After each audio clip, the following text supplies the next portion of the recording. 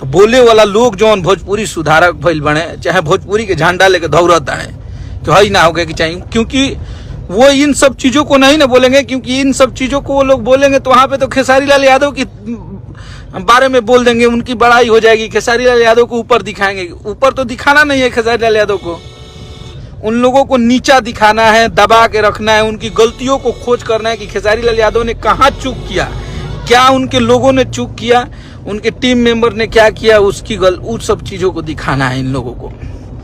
तो जौन नीमन चीज बा, जवना से हमनी के भोजपुरी के मान सम्मान बढ़ल बा, ओकरा के आप सबके कोशिश करे के चाही कि ओकरा के दिखाई जा, ओकरा के लोग के पास पहुंचाई, जो पब्लिक बा ओकरा भी जाओ तो ये बहुत बढ़िया लगी।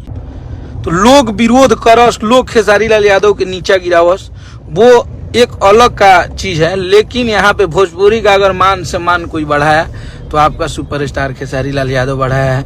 और इसलिए हम ये बात बोल रहे हैं, ये नहीं कि हम उनके लिए राइटर हैं, उनके भाई हैं, चाहे उनके हम प्रिय हैं, चाहे उनके साथ रहते हैं। कितना मतलब हकीकत है और कितना गलत है वो सामने आ जाएगा।